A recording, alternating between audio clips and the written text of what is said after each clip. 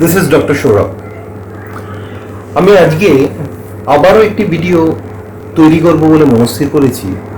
আমার কিছু বন্ধু বান্ধব, কিছু নিকটাত্মীয়, তারা আমাকে অনেকবারই রিকোয়েস্ট করেছে যে আশেপাশে বহু জায়গায় বহু বাচ্চা মেয়ে ছেলে যারা বিভিন্ন মানসিক অবসাদে ভুগে, বিভিন্ন ধরনের বাড়িতে রেখে দেওয়া সিডেটিভস বা অ্যাংজিওলাইটিক্স বা যে কোনো ধরনের ঘুমের ওষুধ খেয়ে সুইসাইড করতে যায়।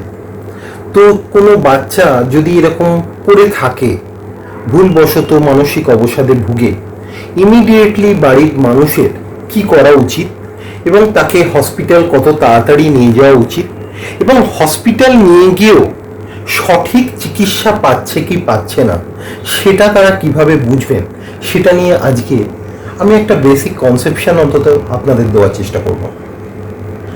প্রথমে আমি বলি, যে কোনো ধরনের এরকম অপ্রীতিকর ঘটনা যখনই ঘটে, সবসময় আমরা মনে করি যে এটা কি কারণে ঘটলো।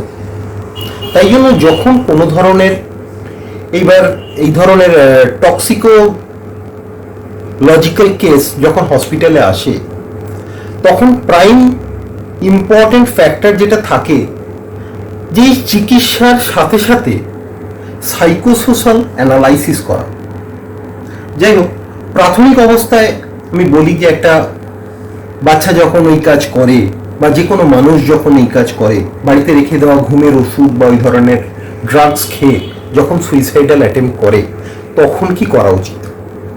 তার আগে একটা জিনিস জানা উচিত, অনেক সময় দেখা যায় ডিপ্রাইভেশন বা এই ধরনের ডিপ্রেশনে ভোগা মানুষরা সুইসাইডাল জেস্চার নিয়ে রিপ্রেজেন্ট করে। সুইসাইডাল জেস্চার আর অ্যাটেম্পটেড সুইসাইড দুটো কথা কিন্তু একদম আলাদা।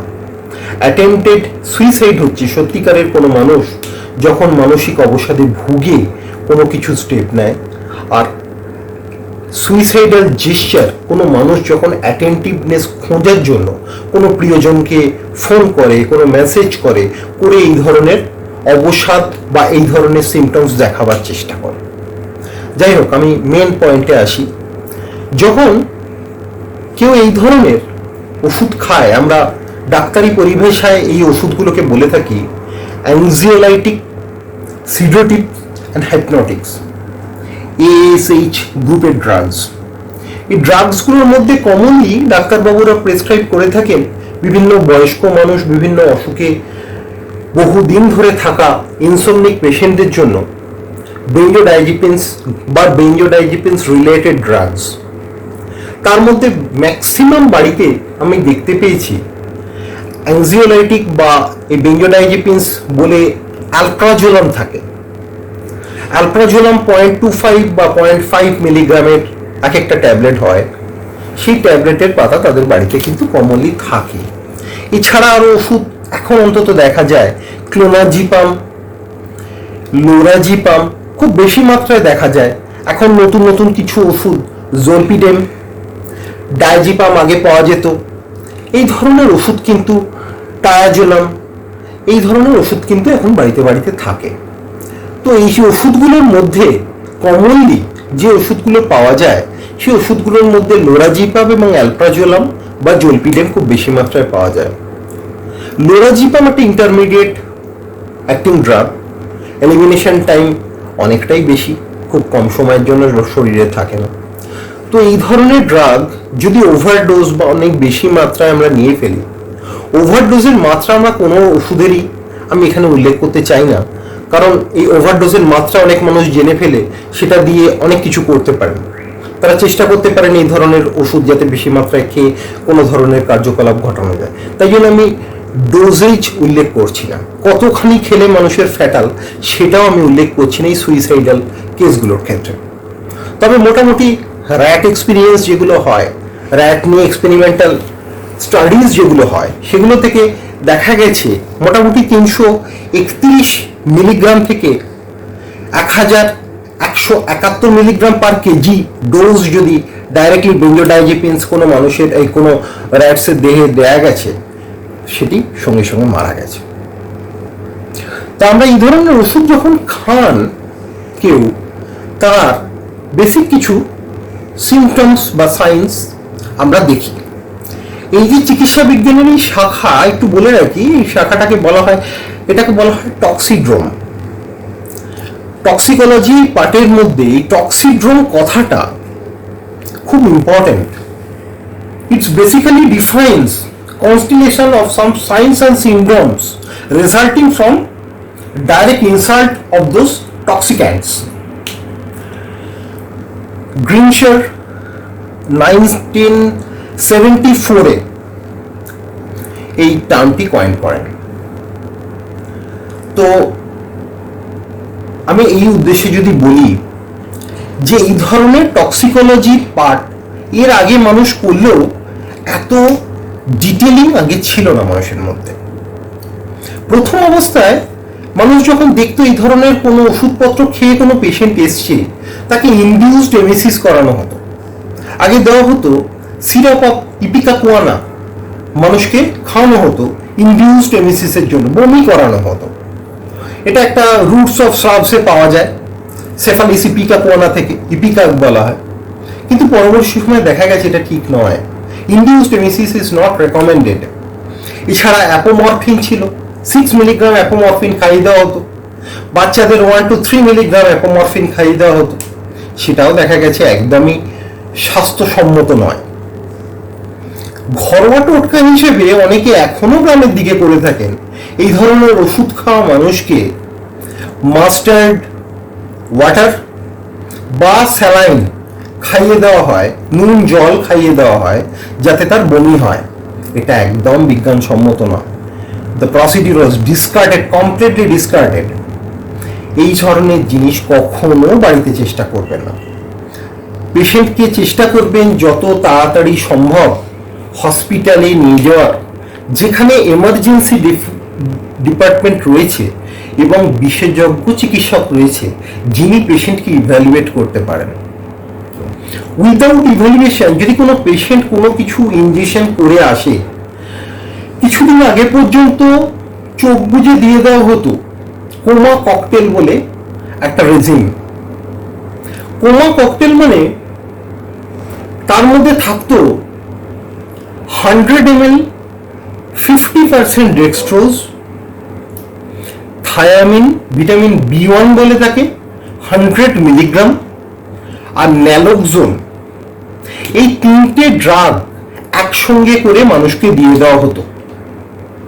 তো irrespective of the drug injection, যদি পেশেন্ট বার্বিচুরেটস বা ওপিওয়েডস বা পেশেন্ট অ্যালকোহলিক বা পেশেন্ট হাইপোগ্লাইসেমিয়া নিয়ে এসেছে কিনা সেটা ইভ্যালুয়েট না করেই কিন্তু এই তিনটে ড্রাগ সেফলি দেওয়া যেত। কিন্তু এখন টক্সিকোলজিস্টরা এটা অতটা সবাই পছন্দ করেন না, এই ওষুধটা এলেই দেওয়া। বেসিক্যালি সব পেশেন্টকেই আমরা দেখেছি হসপিটালে এসেই রাইলস টিউব পরিয়ে গ্যাস্ট্রিক ল্যাভাজ দেওয়া হয়।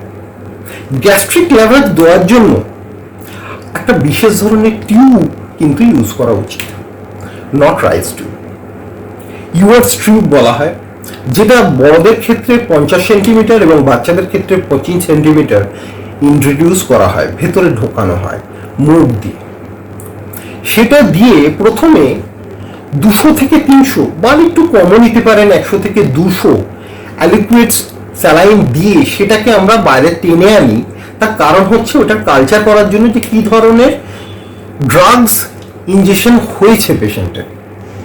তারপর আমরা কন্টিনিউয়াসলি সেখান দিয়ে আমরা জল দিতে পারি, কিন্তু খুব বেশি নয়। সেই জলটাকে কিন্তু বের করে নিতে হবে এবং দেখতে হবে কতক্ষণে সেটার মধ্যে থেকে আর কিছু দেখা যাচ্ছে না, কোনো ম্যাটেরিয়াল অন্তত দেখা যাচ্ছে না।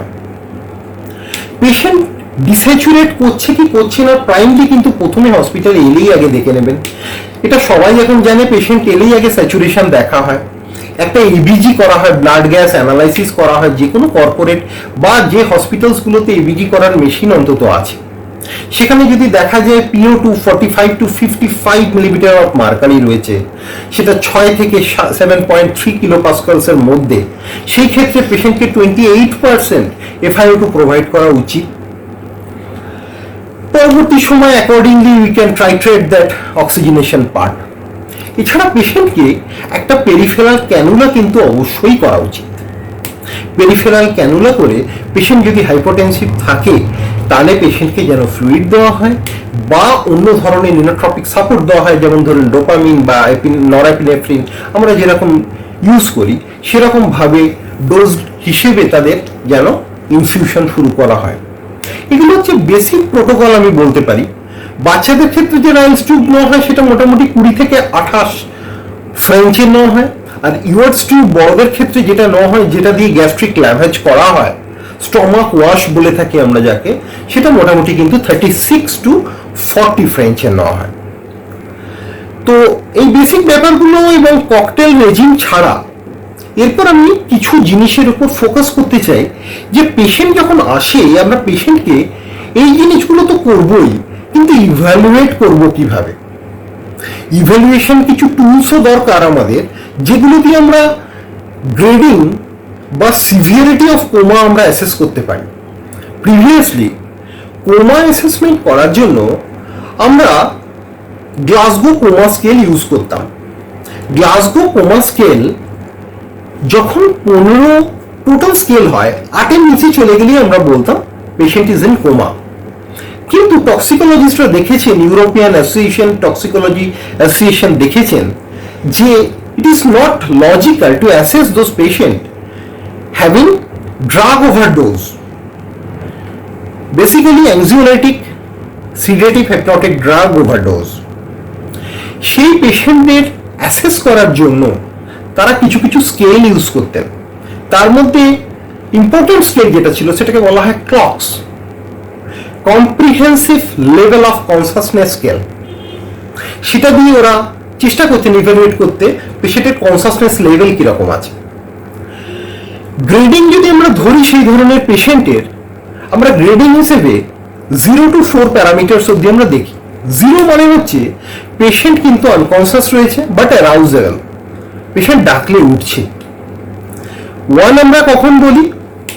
যখন পেশেন্ট আনকনসাস ছিল, পেশেন্টকে ডিপ পেনফুল স্টিমুলেশনে পেশেন্ট কিন্তু অ্যারাউজেবল, সে সাড়া দেয় এবং সেই পেশেন্টের রিফ্লেক্স কিন্তু ইনট্যাক্ট আছে, রেসপিরেশন এবং সার্কুলেশন কিন্তু ইনট্যাক্ট আছে।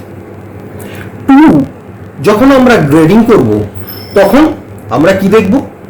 পেশেন্টের কনসাসনেস লেভেল কিন্তু আনকনসাসই বলবো আমরা। সেই দিক থেকে আনকনসাস বললেও পার্শিয়ালি কিন্তু তার রিফ্লেক্স কিছুটা কম পাবো, কিন্তু তার রেসপিরেশন এবং সার্কুলেশন কিন্তু ইন্ট্যাক্ট রয়েছে। 3 কখন বলবো? যখন পেশেন্ট আনকনসাস থাকবে, পেশেন্টের রিফ্লেক্স লস্ট হবে এবং পেশেন্টের কিন্তু তখনও সার্কুলেশন এবং রেসপিরেশন কিন্তু নর্মালি চলবে। আর 4 গ্রেড যখন বলবো তখন পেশেন্ট কমপ্লিটলি আনকনসাস থাকবে, all reflex lost, completely lost, and পেশেন্টের রেসপিরেটরি এবং সার্কুলেটরি ফেলিওর থাকবে। পেশেন্টকে ইমিডিয়েটলি সার্কুলেটরি ফেলিওর রিএস্টাবলিশ করার জন্য ইনোট্রপিক সাপোর্ট লাগবে, অক্সিজেনেশন লাগবে। পেশেন্টের সেন্সোরিয়াম যদি অতটা ডিক্রিজ করে, পেশেন্টকে কিন্তু ইনটিউবেট করার প্রয়োজনীয়তা সেই ক্ষেত্রে আছে। সেগুলো মেনটেন করেই আমরা পেশেন্টকে কিন্তু ট্রিটমেন্ট শুরু করব। এবার আমি কিছু বলি, সেই পেশেন্টরা কি নিয়ে আসবেন, কিরকম অবস্থায় থাকবেন। পেশেন্ট যখন এমার্জেন্সি ডিপার্টমেন্টে আসবে বা আপনি যখন পেশেন্টকে দেখবেন বাড়িতে ওই অবস্থায় পড়ে আছে, কতগুলো জিনিস দেখা কিন্তু খুব ইম্পর্টেন্ট। টর্চ দিয়ে তার চোখটি খুলে তার যে পিউপিল থাকে সেই পিউপিল ইভ্যালুয়েশন কিন্তু কিছু ক্ষেত্রে খুব ইম্পর্টেন্ট। কিন্তু ফলস নেগেটিভ রেজাল্টও আছে। এরকম পার্টিকুলার কোনো ডিফিনিশন নেই যে পেশেন্ট মিওসিস নিয়ে এলেই পেশেন্ট এই ড্রাগ খেয়েছে, মাইড্রিয়াসিস নিয়ে এলেই পেশেন্ট অন্য ড্রাগ খেয়েছে, এরকম না। এমন কিছু ওষুধ আছে যেগুলোর মিড ডাইলেটেড পিউপিল থাকে কিন্তু তার মিওসিস হওয়ার কথা।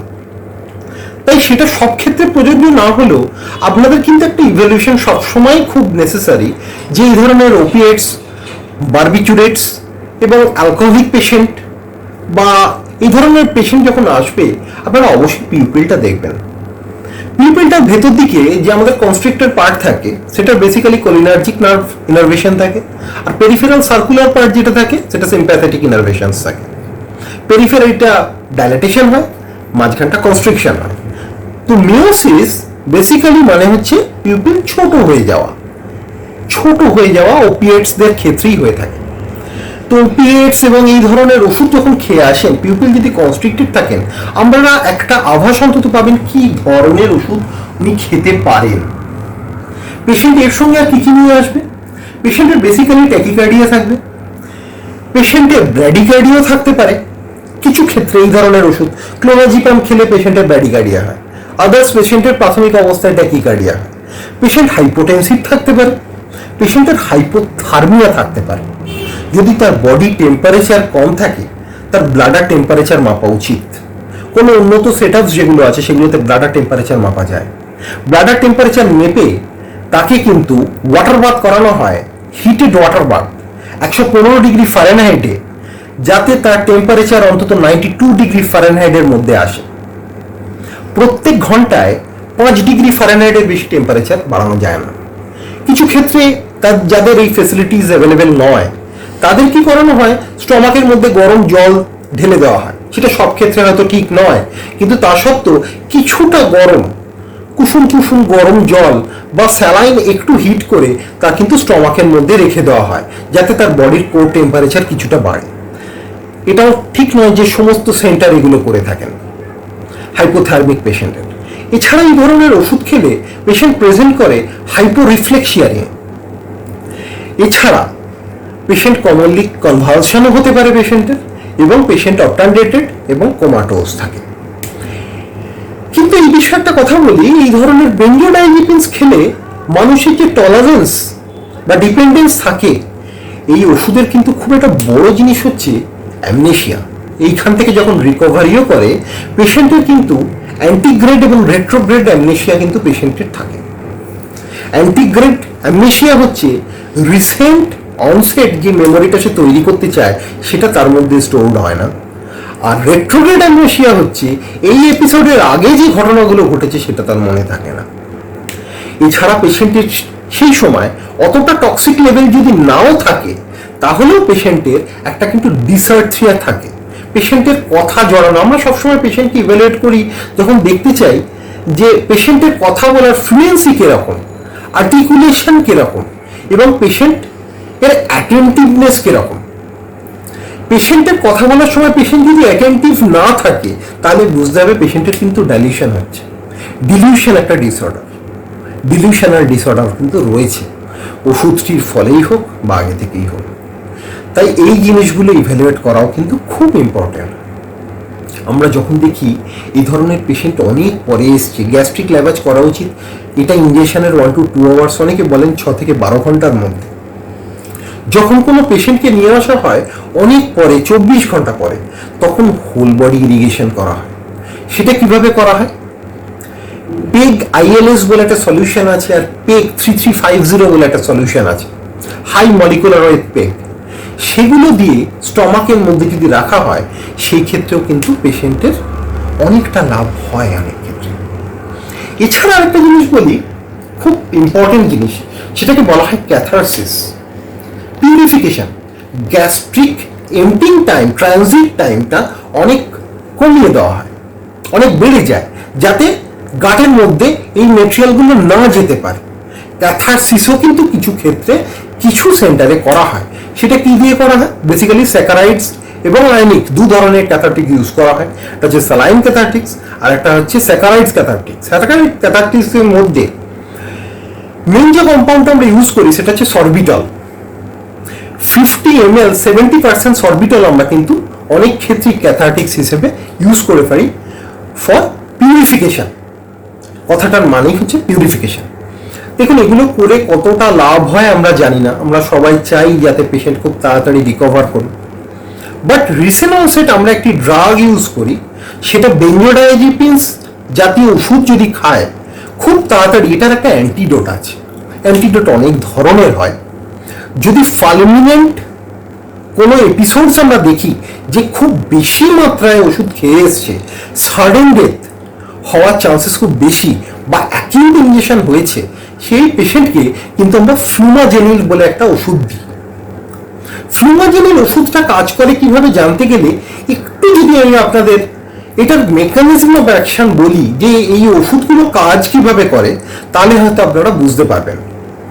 বেসিক্যালি এই ওষুধগুলো পোস্ট সাইন্যাপটিক নিউরোট্রান্সমিটার যে একটা এফেক্ট তৈরি করে, সেটা গাবা এ রিসেপ্টরের সঙ্গে যুক্ত হয়ে করে, যেখানে কি হয়, গাবা এ রিসেপ্টরের ক্লোরাইড চ্যানেলে লাগে। এছাড়া কি হয়, সেখানে ইনফ্লাক্স অফ ক্লোরাইড আয়নের পরিমাণ বেড়ে যায়, কারণ গাবা একটা ক্লোরাইড চ্যানেল, একটা বড় চ্যানেল হয়, যেটার মধ্যে অনেক কিছু আছে, বারবিচুরেট চ্যানেল আছে, বেঞ্জোডায়াবিজ চ্যানেল আছে, ক্লোরাইড চ্যানেল আছে। সেই চ্যানেলগুলোর কাজ হচ্ছে ক্লোরাইড ভেতরে ঢোকাবে, ইনফ্লাক্স হবে, কিন্তু সোডিয়াম এবং ক্যালসিয়াম ভেতরে ঢুকতে দেবে না। Decrease of sodium and calcium influx and increase of chloride influx হলে পরবর্তী যে সেলগুলো হাইপার পোলারাইজড হয়ে যায়, তার জন্য রিফ্র্যাক্টরিনেস থাকে, অনেকক্ষণের জন্য সিএনএস ডিপ্রেশন থাকে। সেইটা যাতে আমরা তাড়াতাড়ি ডিপ্রেশন থেকে নর্মাল জায়গায় নিয়ে আসতে পারি, সেই পোস্টসাইন্যাপটিক জায়গা থেকে কম্পিটিটিভ পোস্টসাইন্যাপটিক গাবা রিসেপ্টর ইনহিবিটর ইউজ করি, সেগুলোকে বলা হয় ফ্লুমাজেনিল। 0.2 মিলিগ্রাম স্ট্যাগজি 1 to 2 মিনিট পর পর আমরা 3 milligram, 0.5 milligram up to 3 milligram অবধি দিতে পারি টোটাল ডোজ। এইতে মোটামুটি আমরা দেখেছি পেশেন্টের প্রচুরভাবে বেনিফিট হয়েছে এবং পেশেন্ট রিকভার্ড হয়েছে। আমি এতগুলো কথা বললাম, এগুলো সাধারণ মানুষের হয়তো সবকিছু বোঝারও কথা নয়, কিন্তু আপনাদের এইটুকু জানাতে চাই যে এগুলো চিকিৎসা হয়, এবং টাইমলি যদি হসপিটালে নিয়ে যান, আপনার পরিবারের যে প্রিয়জনকে আপনারা হারাতে ভয় পান, সেই মানুষটি কিন্তু সুস্থ হয়েই বাড়ি আসেন অধিকাংশ ক্ষেত্রে। Thank you. আজকে এই ভিডিওটি হয়তো আমার নিজের করার পরই মনে হলো অনেক মেডিকেল টার্মিনোলজি, অনেক ড্রাগ ডোজেজ আমি ইউজ করে ফেললাম, বাট আমার মনে হয় সেগুলো আপনাদের একটু মনে রাখা দরকার বলেই বলে ফেলেছি। পরবর্তী সময়ে আপনাদের কাছ থেকে এরকম ধরনের কোনো যদি রিকোয়েস্ট আসে, কি ধরনের ভিডিও আমি আরো তৈরি করতে পারি সাধারণ মানুষের জন্য, আমি সেটার আশায় রইলাম, এবং আপনারা সেই ধরনের রিকোয়েস্ট করুন। আমি চেষ্টা করব এমন কিছু ভিডিও বানাতে, আপনাদের এই বিশেষ বিশেষ জিনিস নিয়ে অবগত করতে, যাতে আপনাদের সবাই এই জিনিসগুলো নিয়ে অনেকটা নলেজ তৈরি হয় এবং আপনারা ভরসা পান ডাক্তারদের ওপর। Thank you.